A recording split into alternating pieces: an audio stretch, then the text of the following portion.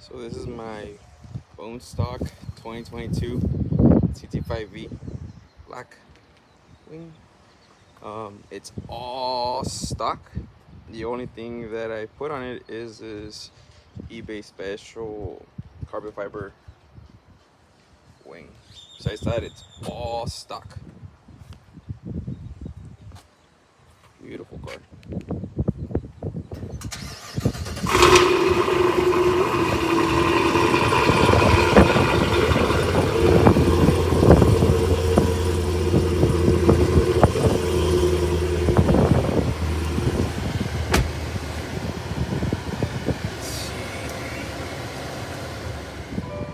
So the car just hit 4,000 miles. I had to get my front windshield replaced. There was a big old crack. They also fixed one of my rims that had a small little curb side. Small curb. And they did a ceramic coat on it. So, let me see if we get this thing over. There we go. So when I went to the track, the settings that I used that I found worked better was race 2, which I'm pretty sure you're all familiar with.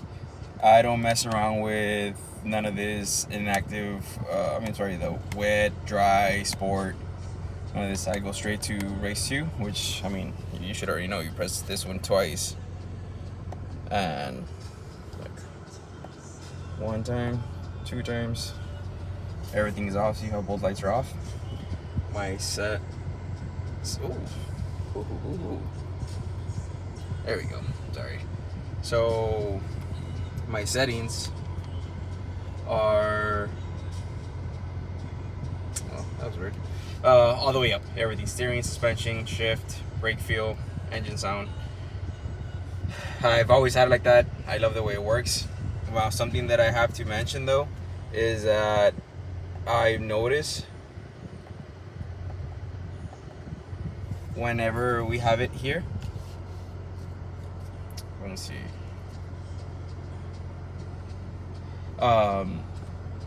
it doesn't work at its best. I've noticed that when I still have it like this on the race 2 settings, see, both are off, but it's still, you hear the computer, or the traction control I should say. The car wants to spin a little bit, but it shuts off. It's not drastic, it's very minimal, but you hear it. So what I like to do is I put it in race 2, then I go over here to my traction, turn it on, then I leave it pressed until both lights come back on. Then I've noticed that when I do this, I don't get that traction control at all, nothing. The car spins a lot more in the street. This is where I figured this out. Maybe it's in my head, but I mean, I tried it at the track and every full run was an 11.1 or lower, so it worked out for me. It really did. The car works better like this, in my opinion. And like I said, when you put it in race 2, it does turn them both off. You see both lights are off, but if you turn them back on here in the traction, then leave it pressed again until they both turn on, I felt this worked better, just for the fact that I noticed there was no like assistance whatsoever. The car would spin a lot more, or spins a lot more here in the street. And like I said, when you put it in race 2, both of them are off. The car peels out. It still spins here and there, but like you feel it like getting stopped at a certain point. So those are the settings that I use at the track. Another thing was, when I talk about brake boost or stalling, it's just simple as this: brake, gas. See, that's what I meant. At the track, I had the best was just leaving off vital, just here, just pressing the brake, nothing else. And as soon as the light turned green, let go of the brake and just give it the full gas. Very simple. I hope this helps you guys if you're having a track day soon. So the main reason I'm making these videos is because my first pass of the night, I was excited, and I'm like, you know what, let's go ahead and take it easy because it's my first time. You know what, it should be good. Let me just be safe. So I stalled it at about 1700 RPM, eased into the gas, let go of the brake, and the car started wheel hopping. That was the first and only time that car has ever done this, and it freaked me out because I figured, you know, I'm gonna break something.